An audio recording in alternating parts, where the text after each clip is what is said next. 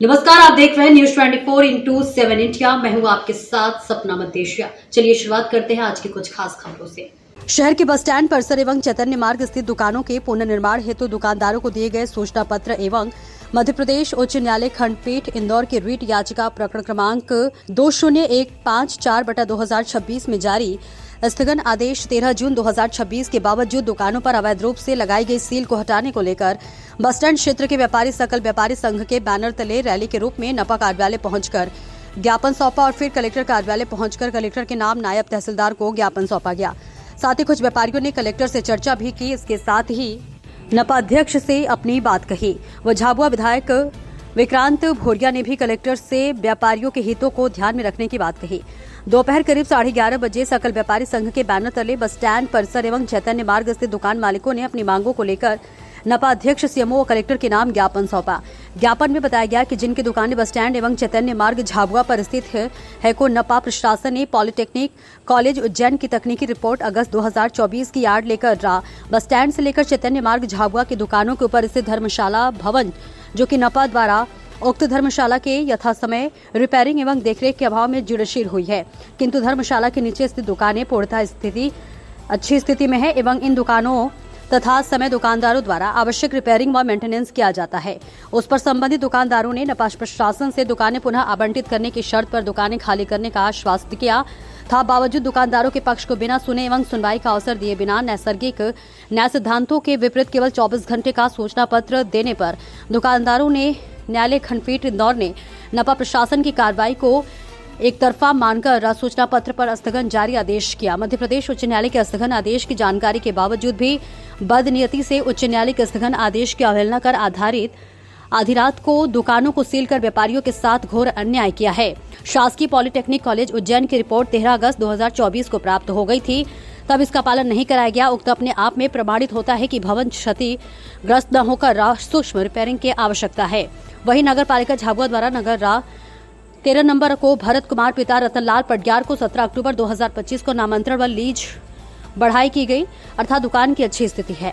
फिलहाल आपको बता दें कि सकल व्यापारी संघ के संस्थापक राजेंद्र यादव, रमेश डोसी, प्रदीप रुनवाल, अध्यक्ष पंकज जैन मोगरा, इसके साथ ही कीर्ति भावसार ने कलेक्टर कार्यालय में जिलाधीश डॉक्टर योगेश तुकाराम भरसट, इसके साथ ही उपाध्यक्ष लाखन सिंह सोलंकी, सीएमओ मिलन पटेल से चर्चा की। उसके बाद सोमवार को पुनः इस पर विषय पर चर्चा होगी। वैकल्पिक जगह भी दी जानी चाहिए। झाबुआ विधायक विक्रांत भोरिया ने भी बस स्टैंड परिसर एवं चैतन्य मार्ग स्थित दुकानों के ध्वस्तीकरण और पुनर्निर्माण को लेकर कलेक्टर से चर्चा की है।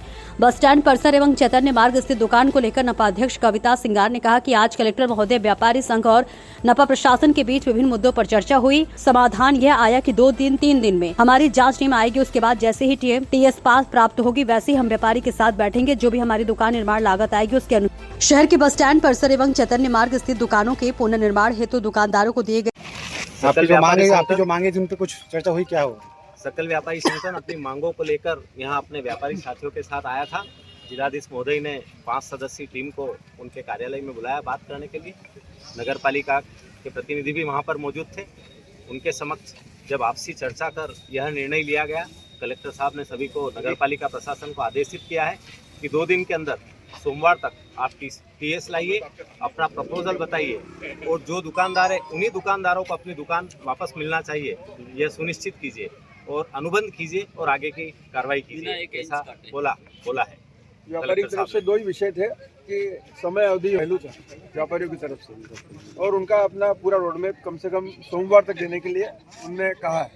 टाइम लिमिट दी सोमवार तक की टाइम लिमिट दी है कलेक्टर साहब ने। स्टेट कहा है नगर पालिका प्रशासन को कि आप जिनकी दुकान है उनको ही देने का प्रयास करें, किसी भी व्यापारी का अहित नहीं हो, किसी का रोजगार नहीं जाए, और सोमवार तक आप TS और सारी तैयारी कंप्लीट करके दे, प्रपोजल बना के दे, खर्च कितना आएगा ये बताएं, अनुबंध बताएं, कब तक होगी ये बताएं, ऐसा निर्देशित किया।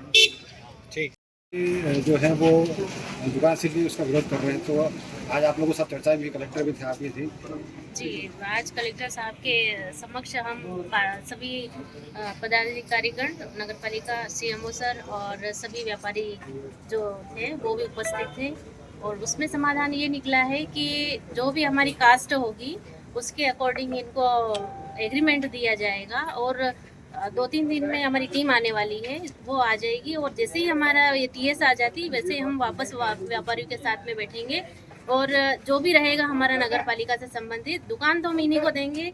ये मतलब फालतू अफवाह फैला रहे थे कि जैसे इनको नहीं मिल रही है दुकानें, तो हम पहले भी इनके साथ थे और अभी भी हम चाहे जहाँ जिस स्तर तक लड़ना चाहेंगे उस स्तर तक लड़ेंगे और दुकान तो हम दुकानदार जो अभी वर्तमान में संचालित कर रहे हैं उन्हीं को देंगे। धन्यवाद।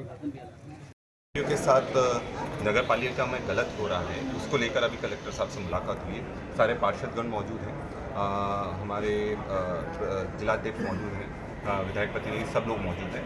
मुद्दा ये है कि जो दुकानों को लेकर बहुत ज़्यादा गहमागहमी काफ़ी लंबे समय से चल रही है। एक बार पहले भी एक किस्सा हुआ था जब दुकानों पर ताले लगाए थे और हमने जाकर फिर वो ताले खुलवाए थे और बीच में उनके सामंजस्य बिठवाया था। अभी फिर वापस से एक इस तरह की घटना हुई है कि वापस से ताले लगा दिए हैं। बात साफ है कि दुकानदारों के साथ जो गलत हो रहा है कि पहले एक ना एक तरीके से उनके एक अनुबंध होना चाहिए। अगर ये दुकानें तोड़ रहे हैं, इनको ख़त्म कर रहे हैं तो उनके साथ अनुबंध हो और उनको दूसरी जगह अलॉट हो और ये जो जितना पैसा लग रहा हो वो दुकान बनाने में उतना ही पैसा उनसे लिया जाए, उससे ज़्यादा पैसा ना लिया जाए। इन दो चीज़ों के लेकर कलेक्टर साहब से हमने बातचीत करी है और उन्होंने नगर पालिका अध्यक्ष और बाकी लोगों को भी दोनों पक्षों को वहाँ बुलाया है, उनसे चर्चा हो रही है और अपना जो पक्ष है हमने स्पष्ट करा है कि जब तक ये ना हो तब तक व्यापारियों के साथ गलत ना हो, क्योंकि अब बारिश में अगर कोई किसी को आप दुकानें तोड़ देंगे, उनको निकाल देंगे तो ये गलत बात है और जब तक कि एक सामंजस्य ना बैठे तब तक इस चीज़ पर कोई निर्णय ना हो।